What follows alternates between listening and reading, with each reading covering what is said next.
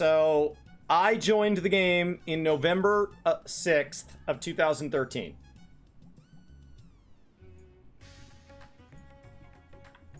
Right there. So I joined the game after 2.0 launched, before 2.1. So that is how long I've been playing Final Fantasy XIV. Neat. I would have guessed December. Neat. So, that is how long I've been playing. Now, I've been told that you are not allowed to like this game if you do not like story. Obviously, I feel differently. I have found that across the thousands of hours, I think this morning I checked it, it was something over less than 5,000 hours in this game, that the total amount of story to be done is less than 500 hours. So I would say that for every hour I've put into the game, even if I had paid attention to story instead of skipped it, I would have multiple times that doing something else. Doing something else, anything else. Maybe this morning I did some hunt trains. Maybe you're just hanging out in Limsa, jumping around. I mean, we can go through and see all these different things I did. Back in 2013. Look at that. I did some gathering, I guess. And messed around with unlocking crafters. And all the things I recommend not to get done because you're gonna fall behind. But I was doing it. I was playing every day almost. My God, look at this guy go. It's like he was excited about a new MMO. It's like he was excited about a new MMO. Look at him. The 24th, the 26th, the 27th, the 20... Oh, took a couple days off there around Thanksgiving. But I came back on the 3rd, and the 4th, and the 5th, and the 6th, and the 7th. I played a lot. And I did things that were not story. Were not story. And so when I hear that the game isn't good without story, I think it insults everybody that has worked on Final Fantasy XIV as a game. All the developers and community team members that are doing things like featuring Quazii, whose job is not to put story in game. There are some incredible people behind story, but they are not the only incredible people to work on Final Fantasy XIV. And so I get really hurt when I'm told that my method of playing and that their contribution to the game is not valid without the people who work on and enjoy story. But I started in Shadowbringers and had an absolute blast. And then I got into Endwalker.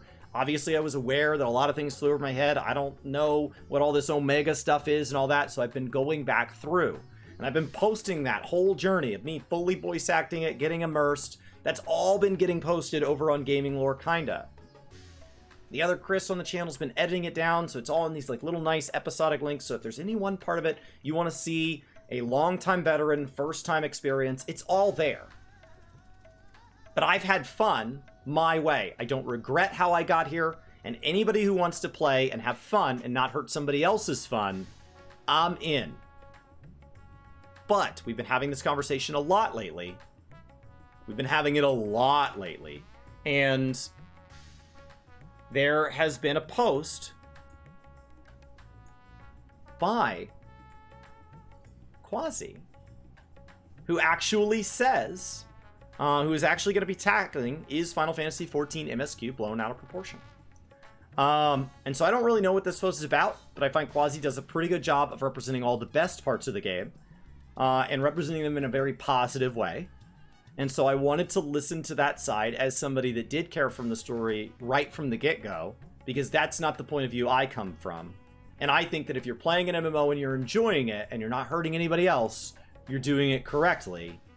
So it doesn't really matter to me if somebody likes Final Fantasy XIV story or not. I do think if you're tackling it as an MMO, you need to be aware that story is required. As somebody that's been playing since long before story skips were even available, that meant I had to clear all that. So I still had to clear it. Even with the escape key, it was a lot of work. So you do want to be aware of what you're getting into, but you are not required or obligated to like any of it. Like what you like. Let's see what Quazii has to say.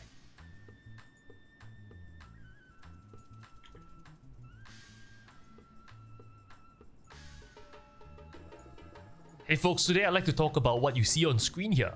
It's actually one of the most commented topics on the 14 discussion Reddit that I've seen in a long while, and I'll put a link to this thread in the description below. Essentially, OP positions the question as, do you feel like the Final Fantasy XIV story is blown way out of proportion? The important bits are essentially what's highlighted. To be clear, I think what OP is trying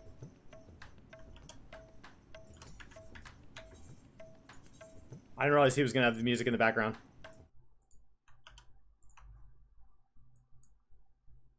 Hey folks, today I'd like to talk about what you see on screen here. It's actually one of the most commented topics on the 14 discussion Reddit that I've seen in a long while, and I'll put a link to this thread in the description below. Essentially, OP positions the question as, do you feel like the Final Fantasy XIV story is blown way out of proportion? The important bits are essentially what's highlighted. To be clear, I think what OP is trying to say is that this is definitely not the best story that someone has experienced in a video game, and that there's a lot of failed emotional moments, boring scenes and dragged out story arcs. However, OP does conclude that the story is still pretty good. It's just not as crazy good as what people make it out to be. Or to paraphrase it, it's that maybe 14 story is overrated, and I always wanted to make a video about this ever since I published a review on the Endwalker MSQs when I finally finished it. And I remember in the video there's a lot of debate in the comment section regarding, was Endwalker's MSQs really that good? Was it better than Shadowbringers? And there was definitely mixed opinions. And this video is very timely because we are almost at the 1 year mark of the release of the Endwalker 6.0 MSQs. So I think it's kind of good to take stock now. To be clear, this video... As for places to stop, historically, we would actually, my understanding, is wait on the 0.3 patch to drop because that would resolve the post-MSQ story. But we're kind of in a weird spot.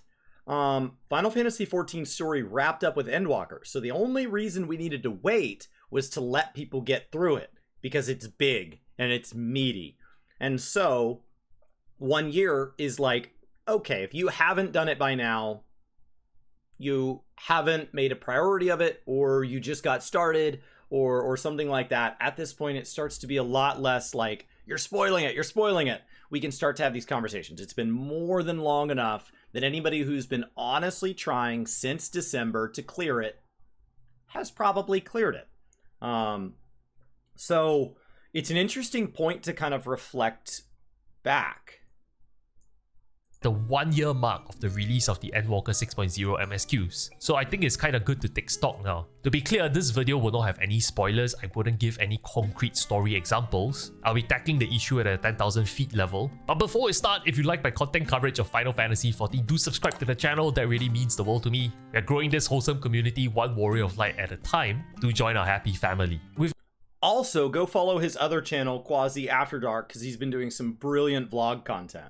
That said, I think if you look through the thread, and the first main point I'd like to bring up is that the 14 storyline and MSQs isn't amazing to me personally, just simply because of the narrative and the storyline. In a vacuum, the story itself is, as per what OP characterized, is a pretty good story. But that's not the big picture here. And I'll explain that shortly, but think about it. The storyline of Final Fantasy XIV throughout the many years that concluded with Endwalker for the first saga is pretty much, if you go through any form of formal written training regarding like writing essays and expositions, it follows a standard formula, right? You have a main character, or in this case, main characters of the Scions. You know, the Warrior of Light and his merry band of Scions, they get you invested by firstly getting you to care about their problems, and then they show you what are some of the obstacles they face, and finally overcoming the obstacles to basically get that emotional payoff. And that's why I say in a vacuum, it's pretty standard. However, I think what makes the MSQ experience to me amazing, nothing like I've experienced in other video games, is that aside from the narrative itself, there are other elements that other video games are not able to replicate. And amongst them is the music. I think if you watch any blockbuster movie, if you watch anything that has moved you in the past, and if you remove the musical background track, I can pretty much assure and guarantee you the feels of the emotions that you're going through will not be as intense. We actually had to do this in school. I think it was for maybe a theater class. So I don't know where you buy these, but they had a copy of maybe a Star Wars film. So something that was very dramatic and had big action scenes. and it had the music track removed. Everything else was still in. All the same VFX, all the same, you know, everything, all those little added sounds for people's footsteps and all that, that there are different people within the movie industry that add that because the actual recording on set doesn't make the right noise. All of that was still in. All of the voice was still in, but there was no music. And it lost a lot. So it's interesting that he brings this up as a point because I'm seeing the contrast as I've gone back. Post Endwalker, I'm going back and re-clearing. And through Realm Reborn and Heaven's Word, I find that the zone music is just not that immersive. It feels like a decent track on a loop, and actually sometimes the track turns off, and then it just waits a while and kind of kicks back on. And so it's less constant. And so when I'm like streaming me like leveling in those zones or something like that, as I've gone back on my main character to try to grind some old achievements, it's almost back to the way I've always played MMOs. Turn off the BGM, go turn on something like Lo-Fi Girl, or if I'm not streaming, some top 40 crap, whatever I like, it's fine. You know, a Josh Strafe Hayes video, podcast, it doesn't matter because the audio's not part of it. As opposed to when I play games that have a more constant sound engineer's direction, like I've been playing a lot of Call of Duty lately. Call of Duty, I find sound is incredibly important to what it adds to the game, and so I do want that sound on, and I don't want other background noises, and I don't listen to other background noises. And Shadowbringers and Endwalker are much closer to that. The music that Soken and his team have put in is absolutely incredible, but when you back up, it ends up being more like Guild Wars or World of Warcraft, where the music's good, but you could pick that music up and put it in any other game, and it would be fine. And you could play the game without that music, and it would be fine. And so there's this idea that when I was in school, we had to study kind of what makes a building a great building. And its site is a key part of that. You can't just pick it up and locate it anywhere. And what makes a building timeless is that it's very of its time. Ironically, you don't design something to be timeless. What makes something timeless is how of its time it is. And so its sense of place and its sense of time are incredibly important. And I think Shadowbringers and Endwalker nails that and will hold up to the test of time as a result.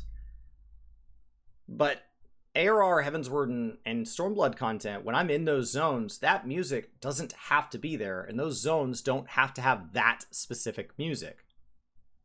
And so that is something that is later in the story, but to somebody who gets into Quazi's content, decides to download the game, I assume there are many, that's something that builds over time. It's not there the entire way through. Because like they say, music is kind of like the window into the soul. It is what orchestrates your emotions and tells you what to feel. And in Soken-san, Yoshi P arguably has one of the best musical talent, I guess, in the video gaming history or in this generation. Because look around for other MMOs. You will find other great musical composers, but I will argue none are as versatile as what Soken can do, which is basically he can do jazz, he can do grand epic orchestral music, he can do piano sentimental music, guitar acousticals, and basically the range and repertoire is just insane, right? Let's look at Lahi and his performance using the otome at, one of the FanFest. Actually, if you go listen to Endwalker's soundtrack, compared to Shadowbringers, it's very little original music to the game, in that like a lot of it is a genre change to an existing set of notes. So it's like when a rap song gets remixed as a country song or the other way around, like it's a genre jump, which is a different talent. So the fact that he can write this truly original music that captures something, and then in the expansion Endwalker, which is part of Endwalker's objective, was to make callbacks. So the fact that a ton of Endwalker music was a callback is not a, they didn't even make original music for Endwalker, bro. It is intentional. It is reestablishing a motif or like a callback to a specific moment that we've had in the past.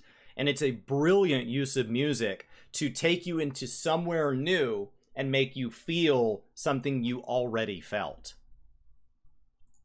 Man is versatile. And then combine that with his use of leitmotifs and whatnot, I would argue the ability to blend in all these musical elements into the story and time it to the right second when you know the feels and emotions is supposed to hit at a certain point, and then the music kicks in. That's an art form. It's not easy to replicate that. And I remember there was an interview done with either Yoshipi or Soken where they actually said that one of the polishing elements for, shipping the final expansion is that they have to basically trim the musical scores to fit the cutscene exactly down to the very second. And why do you think they do that? It's really to ensure that the music kicks in at the exact right moment. The pacing needs to be correct. So that's one element that I don't know how far Quazi's had a chance to go back and look at coverage from before he joined the game.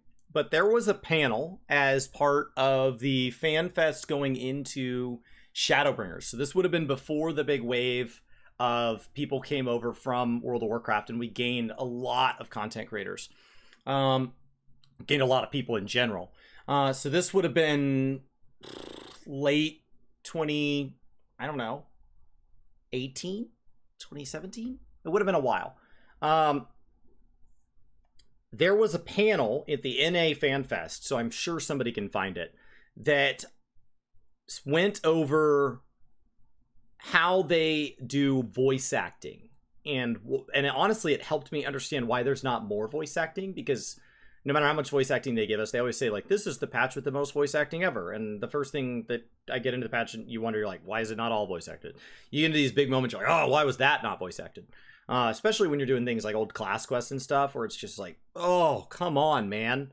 I want voice acting. Hildy, please. Somebody call Nathan Fillion and just get Hildebrand voice acted. So when they were talking about voice acting, they talked about exactly what he's saying here, this kind of final polish, and how they will have to have people from the different languages kind of in this meeting saying, well, in this language, I need this long to say the line in that particular scene. And then somebody else comes back and goes, no, that's way too long. We'll have already finished all of our lines, and now there's going to be this weird, awkward gap. So we only need this long, and then it has to go back and forth and back and forth. And so when they're trying to have animation and music and all of this timed, and occasionally we get these cutscenes where you don't get to decide how fast they click, that's because they really curated those moments, because not every moment is ready for when you click. Some are very cleverly designed. There's a moment at the end of the base MSQ for Shadowbringers where the music changes, and it changes whenever you're ready. But there are a lot of scenes that aren't, such as some of the bigger scenes that come up towards the end of Endwalker. Some of those cutscenes, you have no control over the pace at which the dialogue is. The dialogue's just voiced, and then there's just text appearing on the screen. If you don't read it fast enough, it kind of is what it is, because they want there to be really specific sounds at really specific moments. And that had to be filtered through every single language that the game is supported in, which is an immense amount of work. And so that panel, I think, even talked about how sometimes if they want to make a change to the way something was written, they may have to cut voice acting because the voices are recorded so far in advance. And so it almost seemed like, to keep this narrative content on time, it was really helpful that not every scene is voiced, because if they need to add detail or subtract detail from the story, that can all be done in the non-voiced scenes, because all they have to do is make changes to the text and the localization. They don't have to go back and go around the world and do all of this different voice acting in each of the languages. That I think is very unique to 14, and very little exact right moment. The pacing needs to be correct. So that's one element that I think is very unique to 14, and very little video games can kind of replicate that feel. The other very important element that I think people often overlook when they talk about the story is the flow of time. 14 story, if you look at it again, a vacuum in a narrative perspective. If I tell you about the story of the Warrior of Light, everything from A Realm Reborn all the way to Endwalker, you would say, that's a good story. But you might not shed tears about it if I told you the story verbally. And why is that so? It's because if you think about the MSQs that you have played from A Realm Reborn to Endwalker, for many of us, it's something that has played out through many years. And if you are a veteran, up to a decade. And what does the flow of time actually lend to storytelling? It basically allows you to build out to the huge huge emotional payoff after so many years. It's pretty powerful stuff because the problem that they set out in A Realm Reborn, the people that they make you care about, and the problems that they have to tackle, to see that all finally resolved after a long decade, that is some powerful stuff. Because that is both powerful good and powerful bad. There are times that a veteran says that something has taken too long to play out, or they didn't like the way something pays off, and a new player goes, what are you talking about? So when we see, for example, veteran players say that they think A Realm Reborn is weaker than Heavensward, there are a lot of newer players that really enjoy A Realm Reborn. But A Realm Reborn, if we go open up, mine is much uglier than Quasi, so I apologize in advance. But if we go open up my spreadsheet, on the left here, we have, let's get this other stuff off. We don't want to see WoW or Guild Wars. We just want to see Final Fantasy. If we go look at this, for A Realm Reborn players, I was playing on a PlayStation 3 beginning in late 2013, and I was waiting 100 days per update. And so if there was something that didn't ring true, maybe there was a particular change to a class, or maybe there was something, right? All these things that change your experience. That was something that played out very, very, very, very slowly. And so when you look at the 661 days that somebody could have spent in A Realm Reborn, and you look at the 727 days that somebody could have spent inside Heavensward, you end up with timelines that, if somebody is frustrated, they could be frustrated for months on end, as opposed to a brand new player can start this, and some new players are literally through the first 1,400 days of the game, MSQ-wise, in a matter of weeks, months. They blow right through it. They get to a big moment, a big cliffhanger, and the person says, I'm going to need to look into this. Give me some time while I do. And then the quest ends and it says quest complete, and then you accept the next one.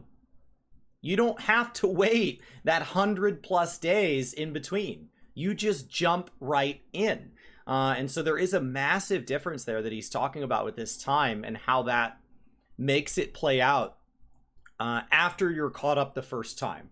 After you're caught up the first time, where you can no longer just binge it like an old TV show versus the current season. There are a lot of people that don't like to watch the current season till it's completed because they don't prefer that method. They just want to binge it. And 14 absolutely has those players. They come in and they play the base expansion as a 40 to 60 hour binge session, and then they unsubscribe and they come back after the 0.5 stuff is dropped, and they binge 0.1 all the way through 0.5 right into the expansion, and then they're gone again. Because they treat this like a TV show, and they don't like that slow march of time that Quasi's talking about.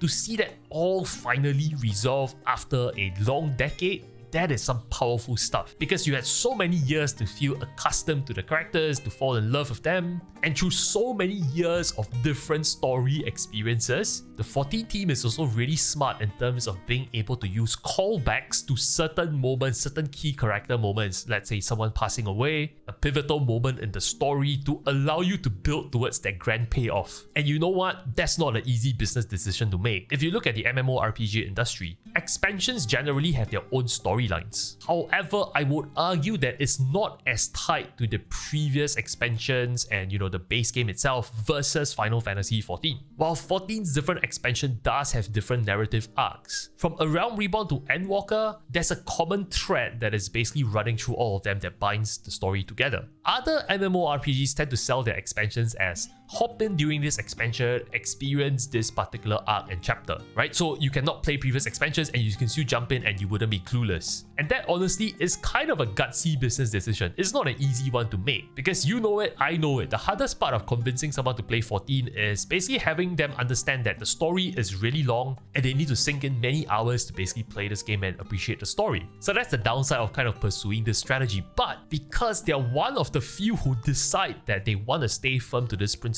of having a long-standing story that they will not rush and slowly build up towards a high crescendo, the highs of the story are the highs that you pretty much have never experienced in a video game before, because of the emotional investment that you have made over the many years that you have carried forward as memories that you draw upon. And I think that is part of the magic formula. Like some of you who play So in a single player game, you could have multiple endings. You could have people die off versus not die off. You could have the player have a really profound impact on the world. And like once they destroy something, that could be pushed to a degree that like you could have whole buildings gone. And it can be pushed to a degree that MMOs simply can't. They have to consolidate us down to these milestones, and they can phase a zone, but ultimately you have to decide on a phase that we're all going to share, and that's kind of the end game phase for that zone. And we all have to end up in the same spot so that we can fight the same bosses, because I need a group to fight the bosses with. And so we all have to end up at the same bosses, and those bosses always have to end with the same outcome. And so there is an agency that cannot exist in MMOs. But what he's talking about as an advantage over single player games, right, in trade for not being able to have the degree of agency that a single player game can, is that an MMO can tell a story over a substantially larger scale. A single player game gets its money from you up front and then it's done, and it doesn't really continue to get updated. And so unless they're going to do something like make it an iterative franchise and you have to play through all the games in order, there's really no way to do that, and you still want people to be able to buy the newest one. And so MMOs, because they have things like catch-up mechanics and stuff like that, have the ability to varying degrees, neuter their old content to get you caught up, but not delete their old content.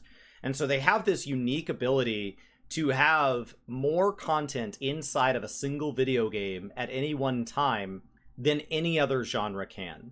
Outside of just looking at like player created genres, when you start to look at like true sandbox games like Minecraft, there's nothing that can venture on like how broad an MMO is. It is a huge game.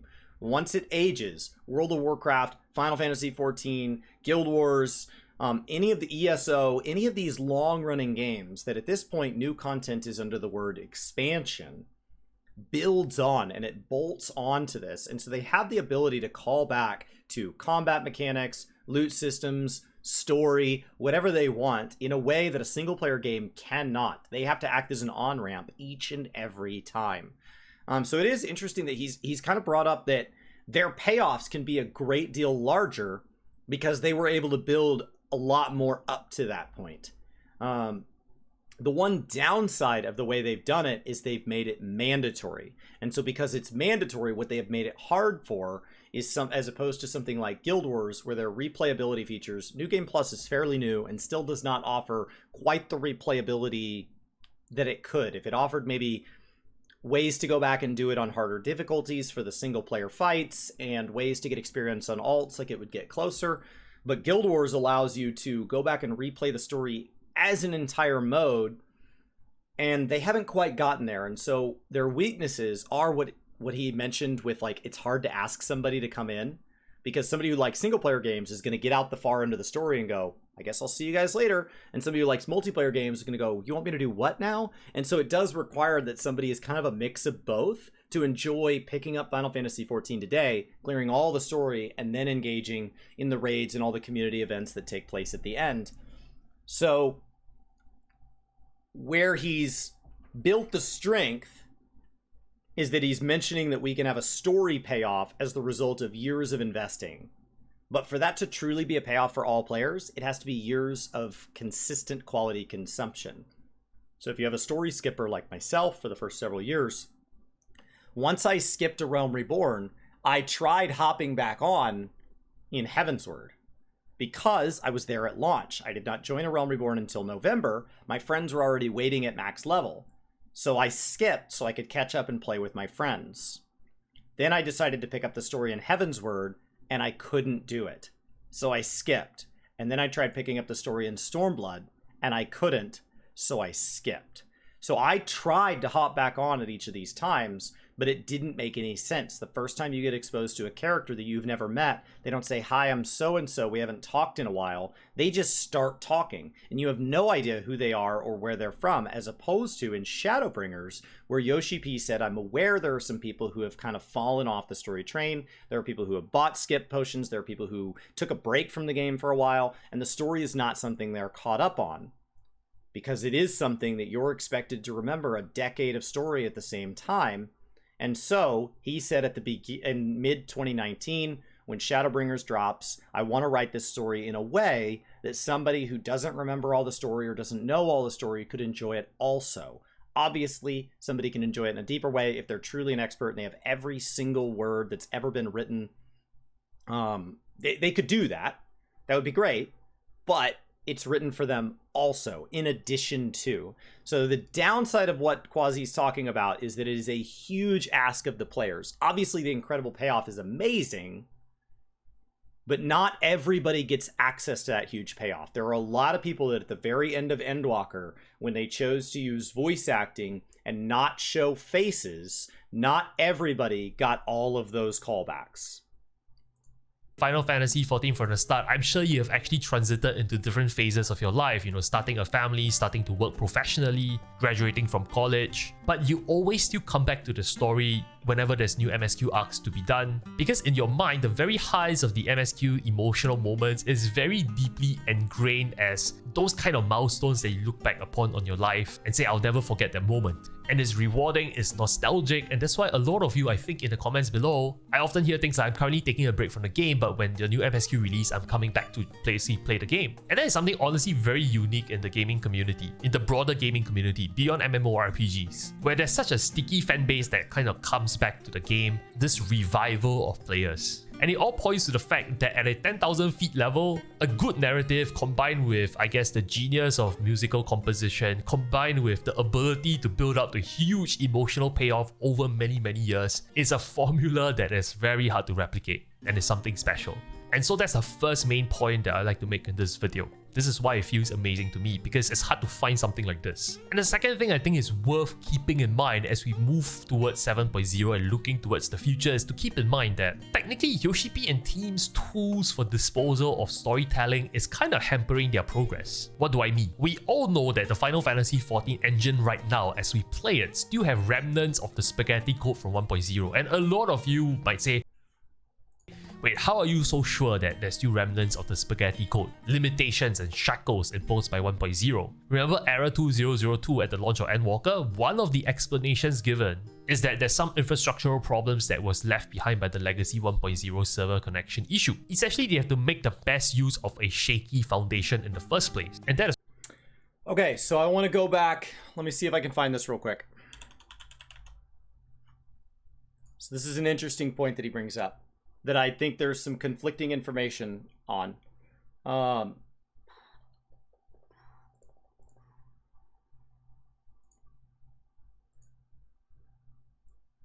right. So what I have here is every question asked that I could find at the Endwalker Media Tour. The Endwalker Media Tour included a handful of creators, larger than the Shadowbringers one by far, and of those, a smaller selection was given a brief chance to do an interview in pairs with Yoshi-P. And so I don't remember who was all paired with who, because this is all my notes, but there was an interview here, and so I have lots and lots of questions here, and it was from Larry Czar.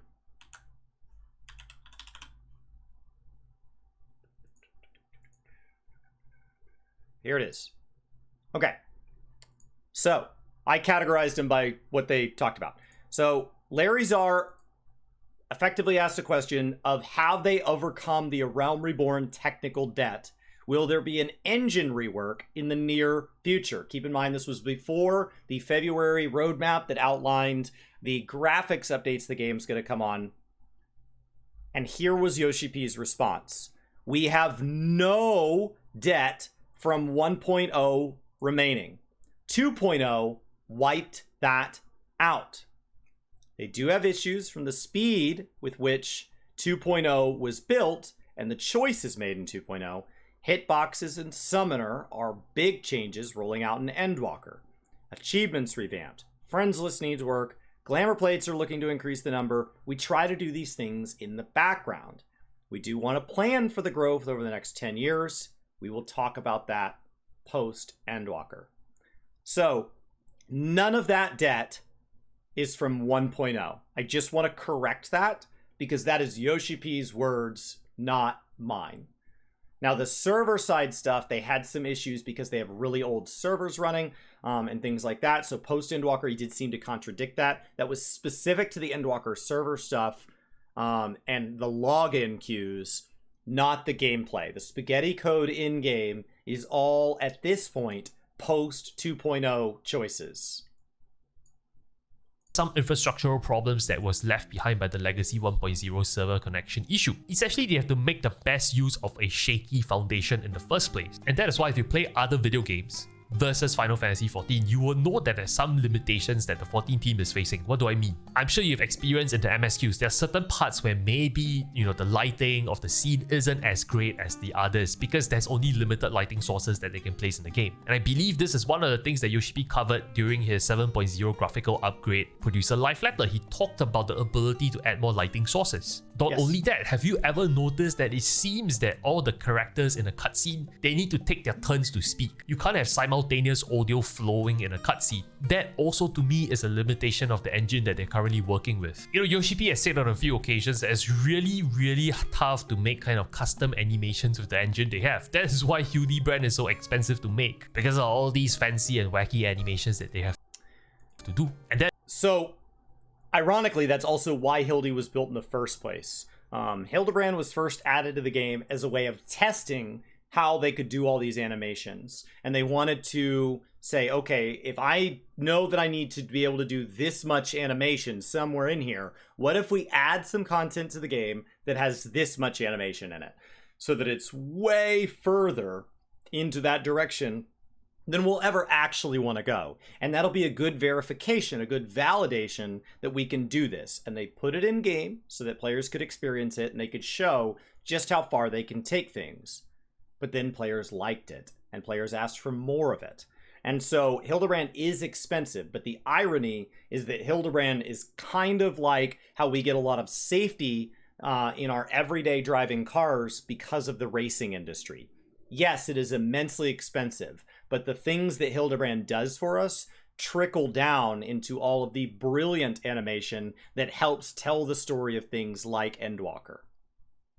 That is why we also took so many years to finally get a hugging scene all the way in Endwalker, because it's just very hard for them to kind of animate the character models to convey what they want in a cutscene. And I guess that's also why if you look through like the earlier parts of Final Fantasy XIV and the expansions, object physics that they hold in their hand is not exactly realistic either. It's only until Endwalker that they really allow Scions and the Warriors of Light to hold food and basically eat the food and basically have their foods like being bitten on and chunks being taken out. All these are limitations to the storytelling engine that they can use and rely upon. And to me, honestly, it's a bit of a pity, because I really wonder, in a world where all the shackles are removed, what are some of the possibilities that they can actually do for the game and cutscene? And I'm not saying that the 7.0 graphical upgrades will solve all of these problems. I'm just trying to point out the fact that even until today, when we play the Endwalker MSQs, they are relying upon an infrastructure from so many years ago. But as gamers, we kind of think about the modern day games today and we try and benchmark Final Fantasy XIV's cutscenes versus what we see in the modern day engine. I guess the other thing to keep in mind is that this game runs really well on a very low minimum spec. So if we go look up the minimum spec for Final Fantasy XIV, and we open this up, I don't know anybody that would build a machine today that only has 4 gig of RAM. Right? I don't know anybody today that would be buying a brand new computer with a i5 2.4 or a GTX 750 in it. Like, these are very, very old. They're just not that new. And so we're looking at these minimum specs, and they're set so that they can be very inviting. That way you don't have to have a new one. What's New World, by the way?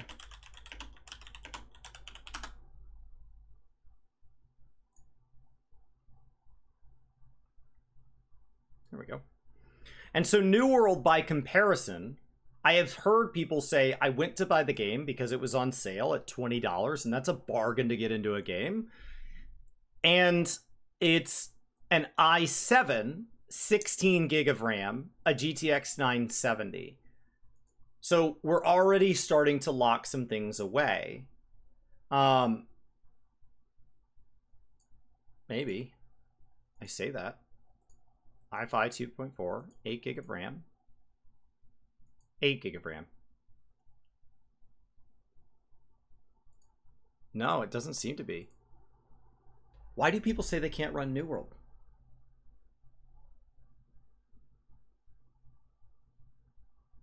If they can't run New World, how are they running Final Fantasy?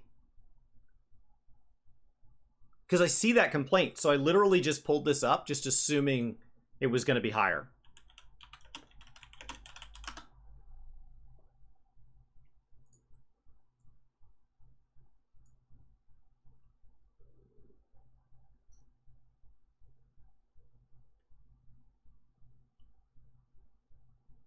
Can't run it to their expectations.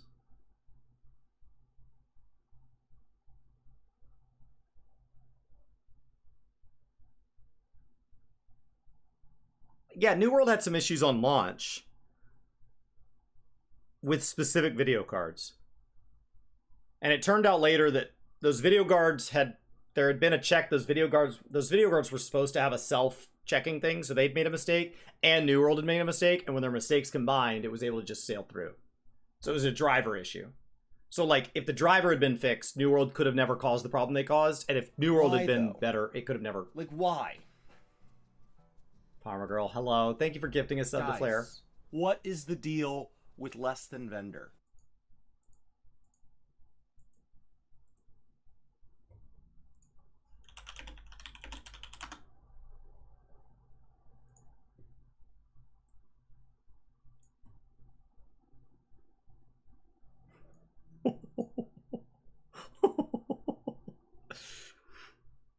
And so, like, when we talk about restricting, also keep in mind that gameplay has to be restricted back to these minimum system requirements, which are very, very, very low. Very low. You're talking about nobody is buying a machine today that has less than probably 16 gigs of RAM. Nobody is buying a computer today that does not have better than the GTX 900, the GTX 250, right? GTX 670, GTX 750. These are old components. Some of these components, chat's saying, were released as far back as 2014. These are old systems.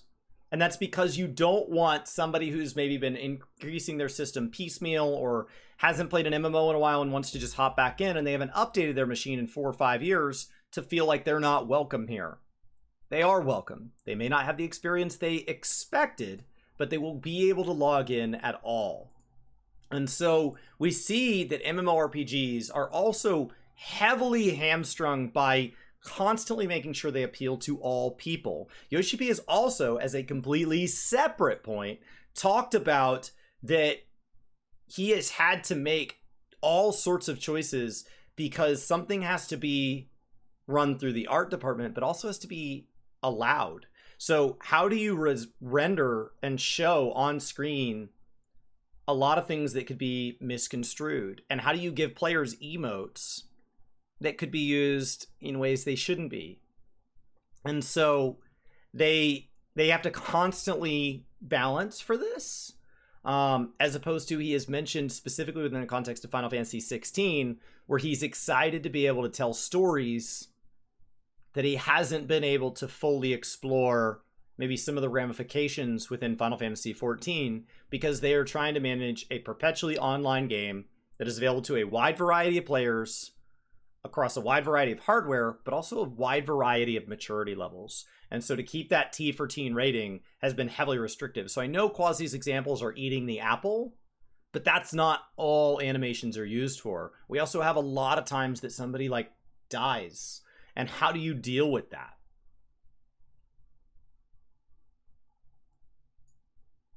And benchmark Final Fantasy XIV's cutscenes versus what we see in the modern day engine. I guess what I'm trying to say is that it's not exactly an...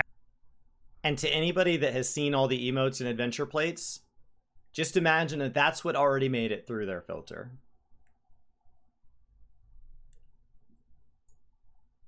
think about the modern day games today and we try and benchmark Final Fantasy XIV's cutscenes versus what we see in the modern day engine. I guess what I'm trying to say is that it's not exactly an apples to apples comparison when we talk about the storytelling tools at Yoshi P's disposal. The good news is 7.0 will see a brand new graphical engine overhaul. Well, not overhaul, but a massive improvement. And I think with better lit scenes and basically higher definition textures and whatnot, everything will come, to life in a much better fashion. But I also cannot help but wonder, is this why Yoshi P mentioned in one of the recent interviews that I covered on this channel that, before he eventually leaves the industry, he wants to be able to do another MMORPG of his own? Because I feel like he also understands there's limitations that he's facing, and he has this grand vision he wants to craft something from scratch to support his grand vision. This is my guess. But obviously we are talking about many years down the road. And my third main point is regarding those more mundane scenes and I guess those so-called what OP call.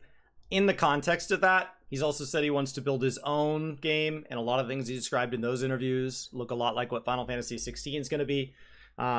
He's also said that he was interested. He said offhand that if he could go back, he probably would have been a content creator. So, I think his live streams doesn't necessarily mean we'll get it. And it's really hard to get a straight answer because a lot of times these Q&As are officially sponsored events. And so somebody one time asked him if he would love to have a career beyond Square Enix. It's just imagine somebody walked into your place of work before you even think about what his answer might be. Just somebody walked into your place of work on a live broadcast, probably in front of your boss, and said so if you could quit this place, where would you go work? How the hell was he supposed to answer that? Yes. But obviously we are talking about many years down the road. And my third main point is regarding those more mundane scenes and I guess those so-called what OP calls those failed emotional moments. I think it's important to recognize that in order to build towards a crescendo in a story, you can't have high points at every single moment, because then it will nullify the idea that it's a high point, right? It's all relative. If one makes the argument of whether Endwalker's pacing could have been better, I think there was an interview done with Ishikawa, or is it Yoshipi, who mentioned that they initially intended for Endwalker's story to be split into two halves, like two different expansions. And so is pacing gonna suffer because of this compression? Maybe. But I think when most people look back on the MSQs, they tend to think back to the highs, the very peak of emotions they experience. And that's why I think while maybe there's room for the pacing to improve, what really matters at the end of the day is the feeling you get away from, doing the MSQs and finishing the expansion. I remember finishing Endwalker MSQs and I was just so exhausted from just being emotionally spent from this very long journey. And I think to consider is that when people talk about 14, they tend to talk about it in the MMORPG space. Given the limitations and the structures imposed by an MMORPG that has different classes, that basically requires you to level and whatnot, all things considered, I think you would struggle to find another MMORPG with, what I said, the different elements of the narrative, the music, the emotional payoff from the many years of emotional investment. It was really hard to find another MMO that basically combines all these three. And that is a very well put argument right there. I've been doing a lot of these kind of responses lately to other games, and one of the things that I've really struggled with is when somebody's example is along the lines of what makes this game unique is that it has dungeons. To dumb it down, this idea that what makes it unique is that I enjoy their dungeons, but every other game has dungeons. And so what I appreciate here is that he said their unique advantage, when combined, is an immersive story told over many years that is married with good music. And that already means that any game that hasn't been around a long time, not eligible to beat them in this category. Any game that has been around a long time that has not chosen to be narrative based, not included in this. And so already we're down to Old Republic, Star Wars Old Republic, and Final Fantasy. We're already Guild Wars 2. And then marries music on top. And so by that point, if you just keep whittling down the total number of MMOs in the space, just based on the filter that Quazii put on there, I want narratively invested, long time running, with immersive music that expands on the story in a meaningful and profound way. Final Fantasy might be the only game left standing.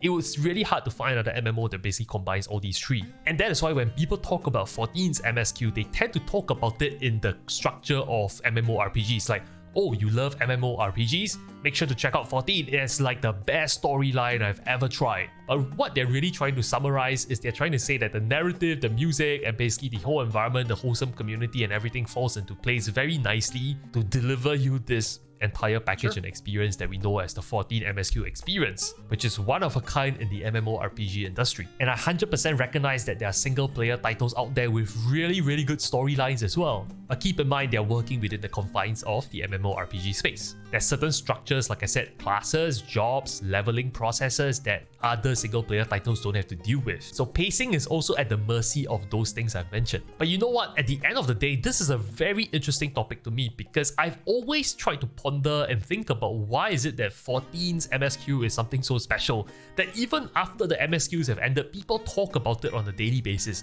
They draw characters, they draw fan art of the characters that they feel emotionally bonded to.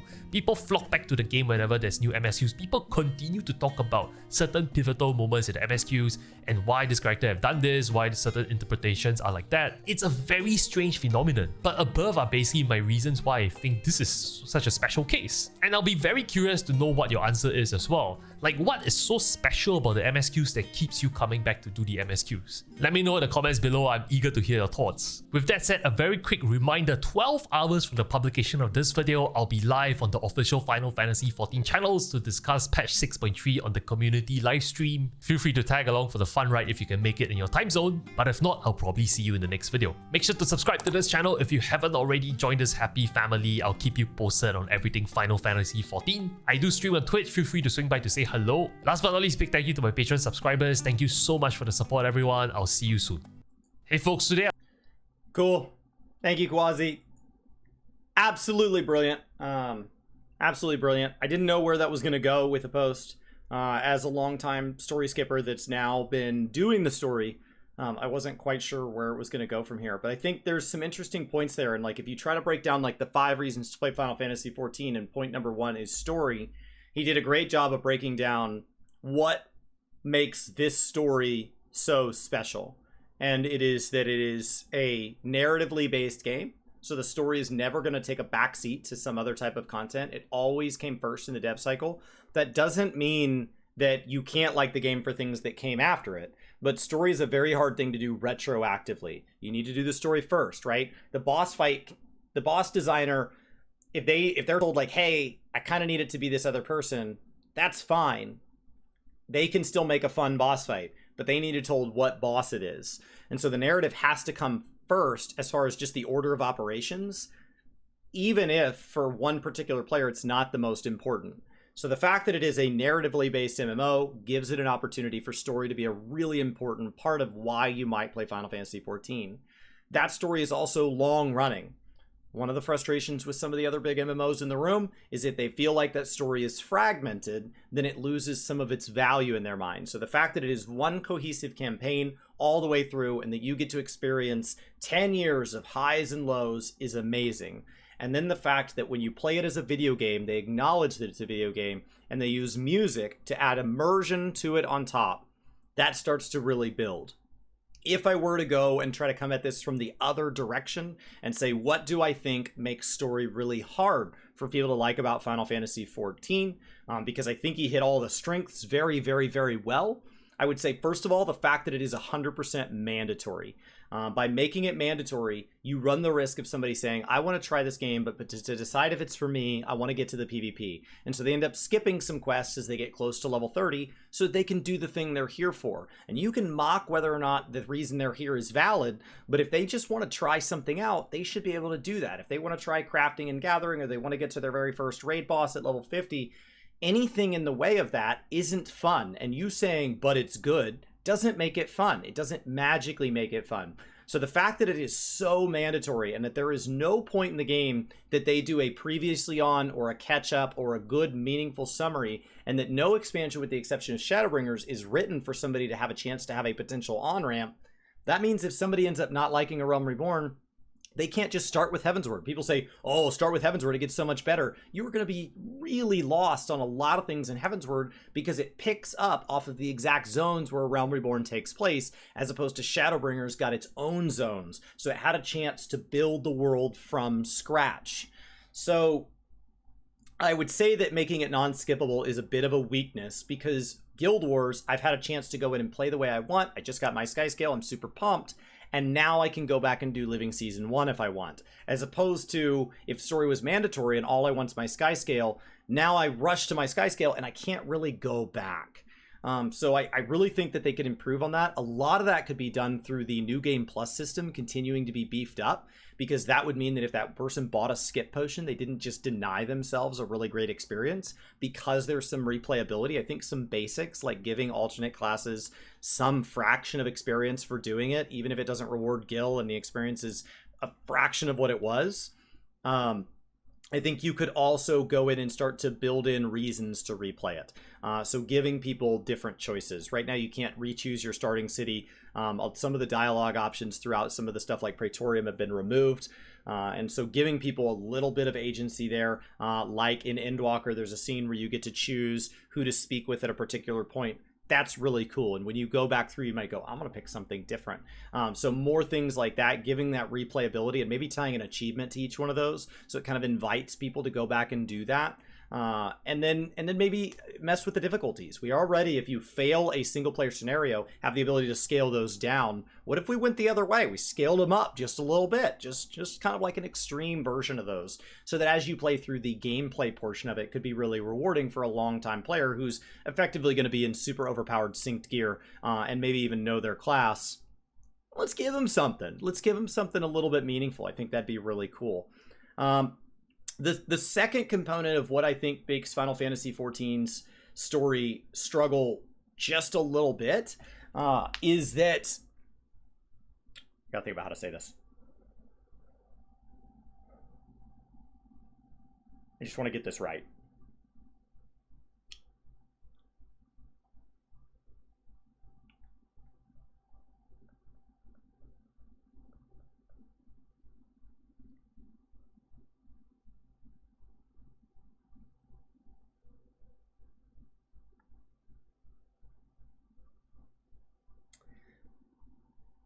When I think about a story or lore or narrative, I think about the source material, right? Somewhere somebody has an outline or a script or a book they're pulling from.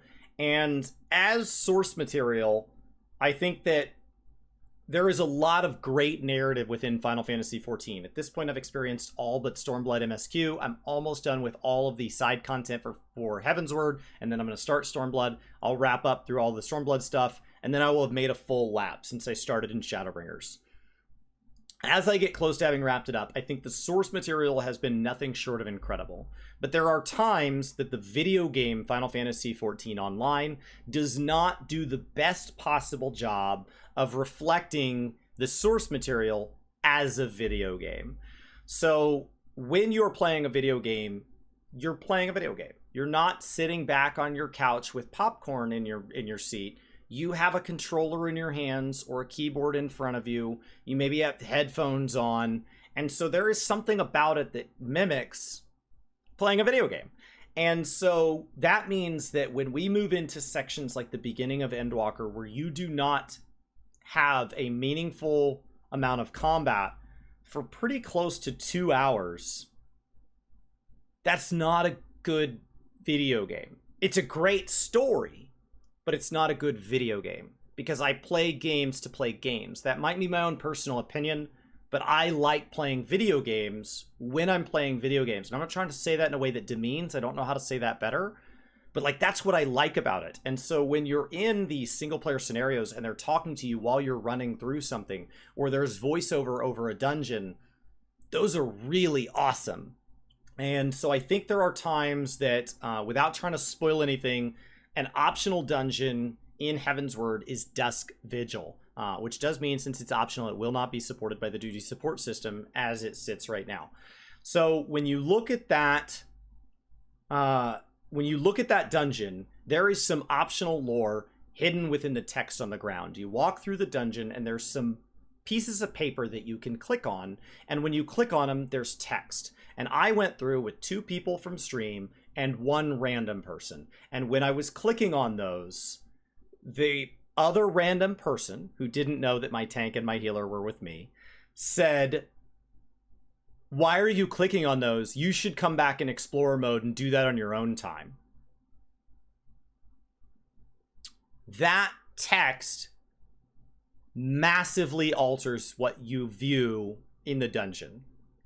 And so reading the text as you go with the combat that ensues is a wildly different experience than clearing the dungeon, knowing what the final boss is, and then going back and reading. This is why we have non-skippable cutscenes in Praetorium, because of that person's mentality, because we can't be trusted to be civil to each other. And so, now they were told to screw off by my tank and healer because I was with them, so they were along for the ride. Sorry.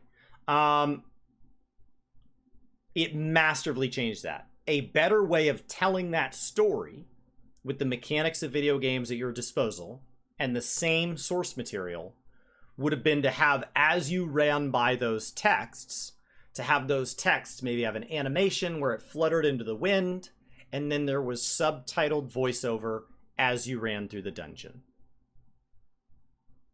All things within Final Fantasy XIV's technical capabilities, not how they chose to do it. And so that would have been something where I did not have to hold that other person back, and I would have had the exact same story. But instead, there had to be friction, where one player wanted to clear their dungeon very quickly. I totally respect that. I wanted to slow down and enjoy the lore. Obviously, I respect that. And we were not able to satisfy each other's way of playing without creating friction. And that is something that Final Fantasy XIV does time and time again. They could be a lot better about making the game less about constantly stopping and reading and more about how do we tell this story as you move. Endwalker has made massive leaps into doing this with their escort system, where we have these moments, and originally it was portrayed that a lot of them would be optional, a lot more than were optional. But as you move through, knowing where the optional ones are, knowing where the main ones are, starts to create this hierarchy of, I just want to get through it, and that starts to tell these big moments. And there are these optionals for the people that want to dive a little deeper, this almost like plus sign side quest type moments. And so I think there's a lot of really cool stuff that they're moving towards, but as it sits, the video game is not always the best video game that could be made with the same source material as a game goes.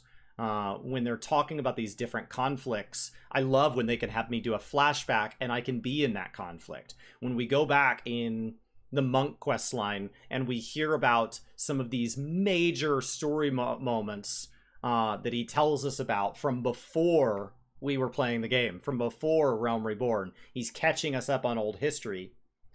Instead of just making that something, what I'm talking about right now is inside of talking to a quest giver and clicking on optional quest text. It is not even something that's presented to all players that clear the monk storyline. It is something that is optionally engaged in, and that should be a chance to go play that scenario.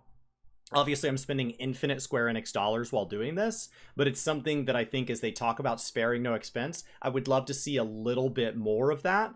And honestly, I think there's seeds to believe that we're going to get that. I believe I'm reasonably predicting the future because Shadowbringers has a little bit, Endwalker has more of it. And so it feels like we're already moving that direction. It's just something that I would want to champion them doing even more of.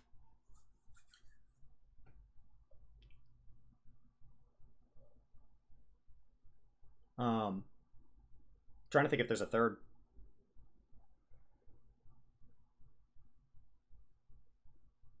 I think those are really the only two. Those are the only two things. I think those are the only two things that I really want to change about the way narrative is presented in game. When you think about like this game is story, those are the only two counterpoints I really have. I think the last thing is just the gatekeeping. And the last thing is just gatekeeping. That's it. It's the community can absolutely be champions of the story and be proud of the story and be thrilled with the story. That's amazing. But I think that sometimes it's easy to get to the point where, because the story was meaningful to you, it now has to be to everybody else. My garden. And that's just not true. You don't have to like the story to like Final Fantasy XIV. And so when people pick up the game, if we're going to list the 5 reasons to play Final Fantasy XIV, and story is one of them, I do think it is fair to acknowledge that if somebody wants to play for the other 4 reasons, whatever they may be, that 4 reasons is more than enough reasons to enjoy playing a video game. So I don't know where this like desire to, if you don't like the story, it takes away from my enjoyment of the story comes from, or if you don't take away from the story, this dev team that has been nothing but passionate about the story is suddenly going to stop caring about it. I don't know where this defensiveness of it comes from, but just let people enjoy video games. It's just a video game. It's all a way of wasting time. It's all a way of doing something that is meaningful but not meaningful. It means something to us, but ultimately it doesn't. It's just a game. It's just a game. And that's a good thing, that it can be just a game. It is just meant to be there to brighten your day, to make your life a little bit better. And as long as it's doing that, and in so doing so, you didn't have to like make somebody else's day worse, you're doing it right. Which ironically means that the people who try to defend story to the point that they are pushing others out of the game are doing it wrong. It is weird to me that in a narrative-based MMO, one of the handful of things that the community does that is not very nice is when a fringe portion of the community decides to vocally push somebody else out because they don't like story. That means the problem's you, because the right way to play an MMORPG is to play the way you enjoy, but not hurt somebody else. And I think when you say that, that sounds really logical across the board. But for some reason, when somebody then critiques the story, that's where people get really offended, and you just gotta let that go. You just gotta let that go. So welcome people in, welcoming people in their journey. If they want to come into, ultimate number 5 and they want to hang out and stream and they ask a question about the story and you say, you haven't done the story, then get out of stream. I have literally seen that, and I wish I had something to show on screen here to prove it. That's got to stop. And so that's the last thing about story, is just a, this idea that somebody who doesn't play the story isn't welcome. As somebody that received it for a number of years and kept playing anyway, it doesn't feel good. And I would never want to see somebody kicked from the game because they play a lot of hours and don't touch Savage. I would never want to see somebody hit max level and say that they love how complete they feel with the game, but they've never touched crafting and gathering. I would never want to see anybody pushed out for not engaging in any of Final Fantasy XIV's amazing systems. Invite those people to those systems, sure, but if they don't want to do them, that's okay. And that includes story. Remember, story is a very small fraction of the number of hours we play in this game. It's a narrative-based game, so it's something we talk about a lot. But the amount of percent of time we talk about it compared to actually percent of time doing it, it's a very small portion of why people stay subscribed day in and day out when you look at your actual actions. So we've got to chill out on that.